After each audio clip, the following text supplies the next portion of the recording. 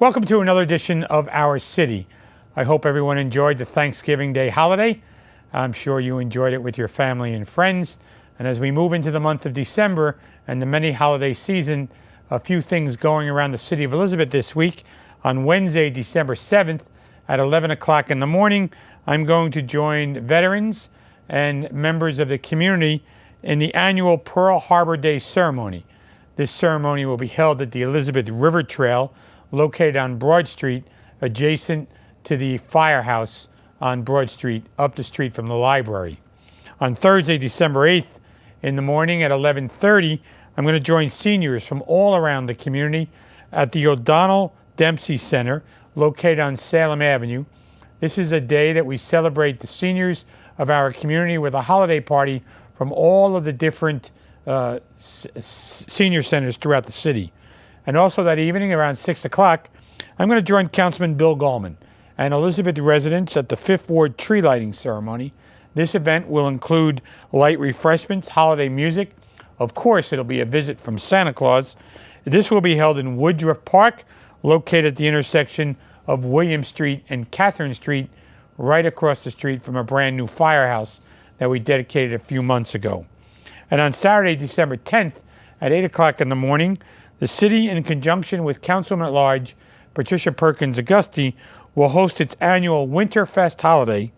This party, a family-friendly event, will be held at the AMC Lowe's Jersey Gardens Theater. It will feature a free holiday movie, as well as some toy giveaways. Pre-registration is a must, and it's required for this event. For more information and to register, please call the City of Elizabeth, the Office on Youth, at 908-820-4051. And on Sunday, December 11th at 8:30 in the morning, I'm going to join the Elizabeth PBA Local Number 4. This is their annual Jingle Bell 5K run held outside the Mills at Jersey Gardens Mall. These proceeds benefit local charities.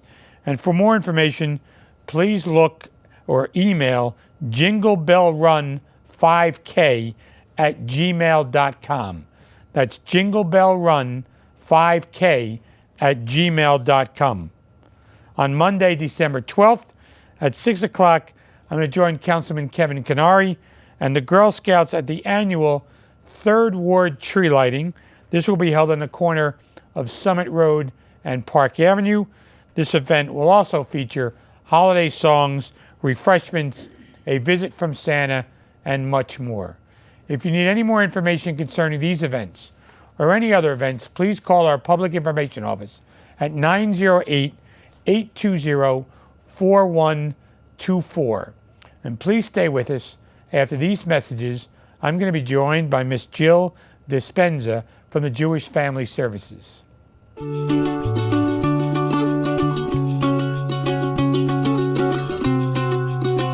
We have some of the finest teachers in the country.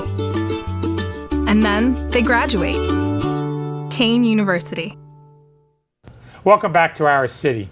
And I'm pleased to be joined by Miss Jill Dispenza from the Jewish Family Services, talking about our Lifelong Elizabeth project. Good afternoon, Mayor Bullard. It's nice to see you. Good to see you, Jill. Thank you very much for having me. So you tell us about Jewish Family Services. How long have you been there? I've been at Jewish Family Service for about 2 years. I started out part-time as their coordinator of marketing and social media.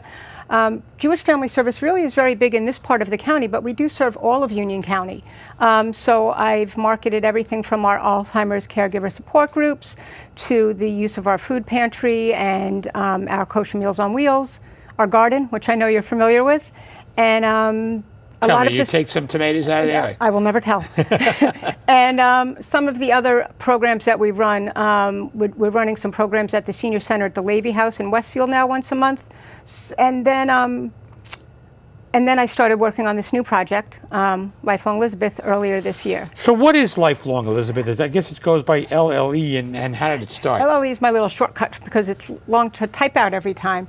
Lifelong Elizabeth is a community-led, city-endorsed initiative that is aiming towards making our community an age-friendly city, meaning Elizabeth. That's a great place to grow up and grow old. It's funded by the Grata Fund for Senior Care, and it's a grant that JFS, Jewish Family Service, originally received in January of 2016. And we've moved forward from them in a lot of different ways. Jill, was this the thing that I attended with the Rutgers students? And this was just It certainly is. That was our launch. So our launch was in April of this year, and that was the launch of our survey. But before the launch of the survey, really, it's an age-friendly initiative that's really been taking over not only this country, but the world. Well, that was my next question. Is this something that's being done in Elizabeth, or is this a national effort? This is a national and really an international effort. It started, it really launched in 2006, and it was brought on by the World Health Organization. As we all know, the baby boomers and here and then really the rest of the world are rapidly aging.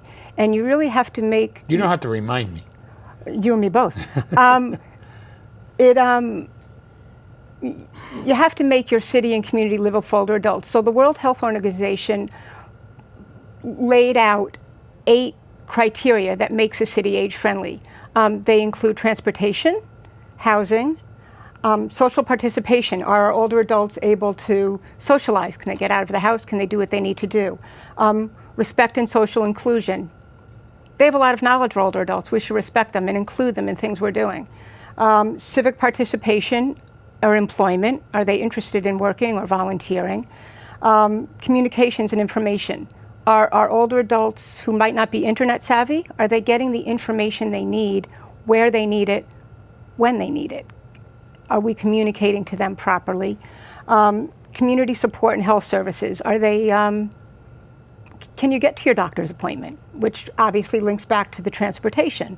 So, and is it readily available? And then outdoor spaces and buildings. Do we have safe buildings for older adults? Are there parks or outdoor spaces that they can safely enjoy? And those are really the 8 pillars that the World Health Organization put out to communities across the world in 2006 to make their cities, towns age-friendly. The pillar of really age-friendly in the United States and one of the first World Health Organization cities was Portland, Oregon. And it's still a city that many people look to as an example of what great age-friendly living is. So Jill, I would imagine that the city of Elizabeth scores high in some areas and low in other areas. Well, I mean, transportation is available, but far in some cases. Transportation can be far. What we did is we, at the event you were at in April, we launched a survey. So we surveyed the older adults in our community through a variety of ways. We had paper surveys. We put them in the libraries. I know it was on the city's website. We had it in English and in Spanish. And it was about, I remember, 30 questions, about a 5-minute survey, so not too long. And it was accessible online, and it was accessible. And that's how we found out what really matters to the people in Elizabeth, to the older adults. And older adults are considered anyone 55 and older. Talk with my hands, sorry. That's okay. Older adults are anyone 55 and older. So that's who we wanted to hear from, which we did. We got back nearly 500 surveys. That's pretty good. I think it's pretty good. Yeah. You asked a different question, I'm forgetting. No, I was saying about that the city of Elizabeth would probably score high in some areas and low in other areas.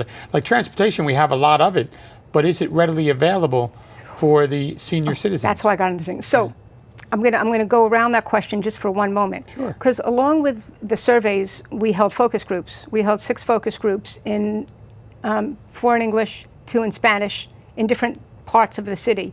And what we got back from the focus groups and the goals is actually high scoring in some, and as you said, low scoring, not low scoring, but just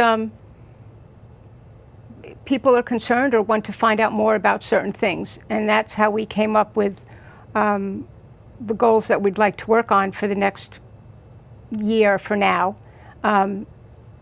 as the GRADA grant comes due again. Yeah, so Jill, talk to us about JFS's role in this. Well, JFS's role is, for now we are the leader in the community for the Lifelong Elizabeth Grant, though we have some wonderful partners. So we're leading and organizing, I guess, the initiative or the charge, if you want to call it. and working with others within the city. The City of Elizabeth has been a supporter, which is obviously you. We've been dealing with the Housing Authority. Trinitas RMC is one of our partners. Holy Redeemer Home Healthcare, the Gateway Y, and Shaping Elizabeth, the Division on Aging. Miss anybody? But those partners, Jill, are helping JFS, but you're the main coordinator. I am the program manager, and JFS is the main coordinator. And it's about trying to get everybody to work together with the same goals. And in a city the size of Elizabeth, you know, it will take some work, but we've put together a group of people, advisory members, who are really have the same goal in mind, which is to make it a city that's great for an older adult is also a city great for a young child, right? So it's a place to grow up and grow old. So Jill, do you know how many people or what percentage of Elizabeth is 55 and over? Yes, there's about 18% of the city is over 55, and of that, about 9% is over 65. That's from the 2014 census, and that was which you attended. It was a huge demographic older adult survey we did on the city with Rutgers. The Rutgers Blaustein School of Public Planning and Policy did a demographic report for us, that included a lot of statistics about older adults in the city. But so that would be about, we have 127,000, that's about 25,000 people in rough numbers that are over 55, right? And somewhere around 13,000 or over 65. Exactly. And getting them, getting them to doctor's appointments, transportation is important. It is. It came up as one of the important goals as we move forward, is transportation. So that was my next question. During the survey, did something stand out to you, Jill, as transportation being the top, or were there other concerns that were pretty predominant in that survey? You know, that we're gearing in on 4 main goals, at least for the next year and as we move forward. The first being transportation. Is transportation accessible? Is it affordable? Can it get you where and when you need to be, when and where you need to be there? You know, the most important is probably getting to doctor's appointments or therapy appointments or the hospital if need be. There are options, but we're actually going to start a conversation with the people of NJ Tippett Rutgers who'll come and do some one-on-one planning to see if they can help us work towards that initiative of making it easier for older adults to use.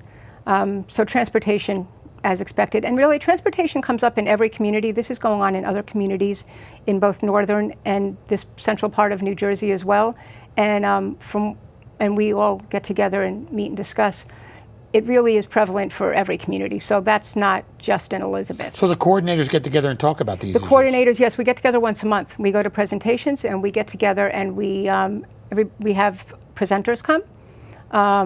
GRADA and the Taub Foundation, our funder gets speakers that are relevant to our communities, and they bring them in, and we have one actually this week all about housing.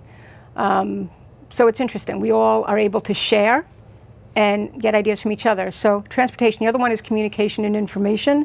So as we were saying before, not every older adult has access to the internet or maybe is internet savvy. So how do you reach out to them and let them know not only about services that are available to them, but what's going on in the community?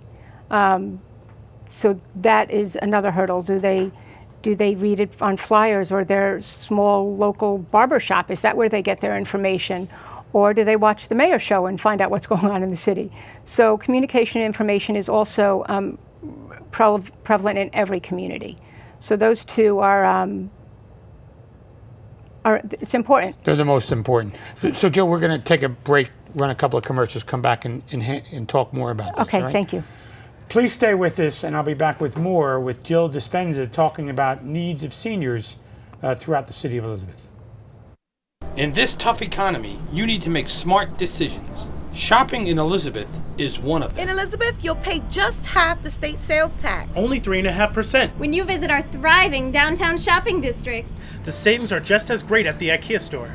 And the Jersey Gardens Mall, the largest outlet mall in the region. Elizabeth has great restaurants. A one-of-a-kind Lowe's movie theater. Brand new hotel. There's something for everyone. So be smart. Shop Elizabeth. We're an American original.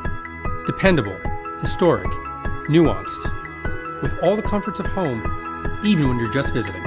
So we're celebrating for all that we've left untouched and all that we've changed. A place where the past meets the future. So consider this your invitation.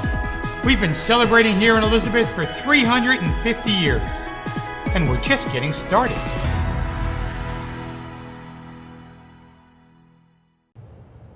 Welcome back to our city, where I'm joined by Miss Jill Dispenza, talking about a lifelong Elizabeth project. And Jill, one of the things that we were talking about at the break, does the Jewish Family Services reach out to everyone in the community? They do, actually. Jewish Family Service is a non-sectarian social service agency. You do not need to be Jewish, which many people think. We serve throughout Union County. Any and everyone who needs our help, and we can help them, we certainly do. We have counseling, as we were talking about, and the other things I mentioned at the beginning. We also have a great special needs program now, and we do Alzheimer's care groups, so it's pretty wide variety of things, and now we've added our senior initiative to that. So Jill, one of the things we were talking about before the break were the 4 goals or the 4 issues that you found in the study that you were focusing on, and the first 2 were transportation and communications. Could you elaborate on the other 2 that struck a chord in the surveys and where you're headed? Of course. The other 2 have to do with safety. And really, as you know, Elizabeth is quite a varied city. So it really, depending on the neighborhood, it's what type of safety. So in the Elmora Hills neighborhood, which really has more of the single-family housing, it's safety in the home. As we age, and we all age differently, obviously, do we need to go upstairs, or is there useful facilities, say on the first floor, or a bedroom on the first floor if we're unable to use the stairs? Does your bathroom have a grab bar should you need one? So that's safety within the home. Are your steps or sidewalks safe? So that came up as a concern. And then in other parts of the city, it's outdoor safety. We held 2 focus groups in the Elizabeth Port and Bayway neighborhoods, and some of the older adults there just didn't feel as safe going out at dusk or in the evening. So we're actually working with 2 of the officers, and we're in discussions with the Elizabeth Police Department. They've been so wonderful. And that's will be part of our ongoing discussion. So the last 2 really have to do with safety. And these 4 issues, would you say they're equal in when you meet with the other group leaders around the state, or do you think they're having the same 4, or it varies somewhat? I think it varies. I think when you look at the other towns who are currently being funded, the only other one that's really more of an urban city as opposed to a town, and I think there is a difference, is Plainfield, and that's still a much smaller city than Elizabeth. A city like Montclair or Ridgewood is really a very different place than Elizabeth. So they're not all the same. Right. I think the 2 that really are the same is the transportation and communication. That's something that really hits home for every community, at least that I know of in New Jersey. So Jill, are you focusing on any specific section of the city, or different sections, or are there sections easier to get your message to? Well, I think that we found that we are really going to concentrate on 5 neighborhoods in the city. The first is the Elmora Hills, and the demographic study that I mentioned earlier, Rutgers did. The largest concentration of older adults in Elizabeth actually live in that neighborhood. And I guess Westminster is kind of in there too. The 3 of them are close. So that's one of the neighborhoods we'll be concentrating on. The other 2 of the other neighborhoods are what I mentioned earlier, Elizabeth Port and Bayway. Although not the largest concentration of older adults, it is the largest concentration of low-income older adults in your city. So those are 2 more neighborhoods we'll concentrate on. The third is Midtown. It's where most of the services in the city really are located. And City Hall, the courthouse. Exactly. Other social services are close by. And then Midtown. We got an unusually high percentage of survey responses back from Midtown, especially based on the percentage of older adults that live there. I guess that does really cover a lot of the city, but those are neighborhoods that we're concentrating on for now. But some of our efforts, like looking at transportation, that really will be looking at what goes on throughout the city, not just in those neighborhoods. So, Jill, you spoke about the message of communication. How are you communicating what you're doing to not only seniors but to others? I mean, I've been at one or two of the presentations. So how do you get your message out there, Jill? Well, it goes back to our partners. We really are fortunate to have, as I said, we have the support of the city. So the city puts their information on websites. We've left information in the libraries. Our Kosher Meals on Wheels and the city and the County Meals on Wheels program, when we were doing the surveys, and now as we move into the next thing, give out something to every one of their deliveries in Elizabeth. Because unlike everything else Jewish Family Service does that serves the county, this really is a Elizabeth-specific initiative. Flyers, we handed out some stuff on Election Day. We were at a few of the polling places. And everybody thought you were handing out a political flyer, probably. Yes, right? and somebody actually has asked me to move back a little bit, and I said, "Oh no, it's not political." And actually, Phyllis Reich, who works in your office, has been very helpful to me in a lot of ways. So she helped me on that day as well.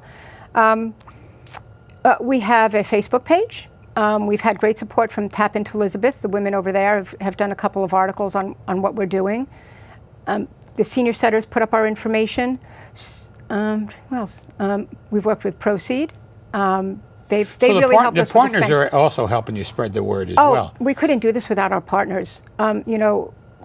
It's a city where if everybody really bands on this together, it's going to work. But this isn't something one can do on their own. It really is about a committee of people who have the same idea, which is making a place livable for older adults. And really, a lot of the people we're dealing with, Trinitas, they have programs there for older adults. So everybody touches on older adults because you have to. It's part of our community, part of every community, but it's about bringing everybody together with the same type of goals and missions. Well, we've built up our senior programs in the city through the senior centers and yes. some of the other programs. I've been to them. I was just going to say, have you visited some of these senior buildings or these senior programs? And actually that's where we've held some of our focus groups. We're both at the senior centers and at the senior buildings. So they were very helpful. I've been to, I think, 2 or 3, I've been to 3 of the seniors centers. So I've been to all of them. And actually, I heard about your holiday party. I might attend that for the older adults you're having on. Yeah. So the way to get the word out is really through word of mouth and people. We've been to some of the houses of worship, and we've spoken to them. So Jill, how's the feedback work from the grantor? How do you report to them, and how do they judge you? Do they rate you? Do they compare you to other cities? Do they say, hey, a little weak here, maybe stronger in this area? Well, there's grant periods. So we had a period from January until June, which was our planning, which was when we did our survey. And at JFS, we also have our retired and senior volunteer program. And we actually had some of our volunteers from our RSVP program take the survey and give us feedback before it went out to the community, which was great. So we did that phase. Then we had a planning implementation phase where we still did a little more planning and started putting together what we wanted to achieve within the city. And that ends now. And then we've just put in a new grant proposal, which will run through next year. And that's when we really hope to start making a difference and work within the community. I think you're making a difference already. Your communication skills are terrific. Thank you very much. Getting the message out to the seniors is phenomenal. So what kind of events or activities are planned for the future and from JFS or from the partners? How are we doing things together? We really hope that any partners and anyone who's listening actually who has something going on for seniors, if we can add to the day or help with the day, we'd be happy to do that. We've just had our first Senior Safety Day, and it was successful. We'll have another one next year. And that's what goes on during Senior Safety Day? Senior Safety Day is we had some speakers and we had some people come, with some tables set up and information at Trinitas. So that was it was a successful day. And really, if Shaping Elizabeth or any of our partners has something going on with older adults, we will attend and we'll be there to get the word out about what Lifelong Elizabeth is and what we're hoping to do. And if there's any older adults really in the city who are interested, we'll take any help we can get. We have committees that have formed that are looking at each of the separate goals, and we have a few citizens that aren't, say involved in the city or one of our partners on our advisory committee, and we welcome any others. So, Jill, switching gears a little bit, is this all you're doing at Jewish Family Services? I mean, it sounds like a lot. I'm just curious. Are you wearing any other hats? I am. I'm still doing some marketing and social media there, and it's I work with a couple of other people on that, but I'm still doing that. We also, and I forgot to mention his name, which is horrible, we're working with a consultant named Stu Bressler, who's been involved in the city of Elizabeth for years, and he has absolutely indispensable to me in terms of his knowledge of the city and his connections in the city. Most of what I do, I couldn't do without his assistance, and he's a consultant that works with us on this. So I wear two hats. Two hats. But they're hats that I'm really comfortable with. Right. The marketing part is very me, and as I'm learning more about older adult initiatives in our city, it's a learning process. So like anything. were you in this type of business before you came to JFS? No, and if I told you what I did before, it's very different. For 14 years, I was a foreign currency trader. Okay. And then I did a lot of volunteering for 15 years as my kids were getting older. Right. And then I came back to JFS. So I was in a very different business before. Well, good for you then, because you seem to enjoy doing what you're doing now. I am enjoying. It's a wonderful place to work. It's a real collaborative place, Jewish Family Service. Everybody supports each other and works together. And you don't realize the difference that's being made in a community until maybe you're working in it as much. And it's great to see. The families who use our food pantry and line up on a Sunday morning to get it, and the kids are excited because not only do we have the food pantry, but we have a thing of little toys, or they can grab a book when they leave, and that makes someone days, and that's a pretty nice thing to see. Jill, I want to thank you for taking the time to join us on the show much. this evening, and I wish you well. Thank you. And whatever the city can do, we're going to keep working with you. I really appreciate it. Thank you so much. For Jill Dispenza and the Jewish Family Services and the Lifelong Elizabeth program, I'm Chris Bolwage. We'll see you next week on another edition of Our City.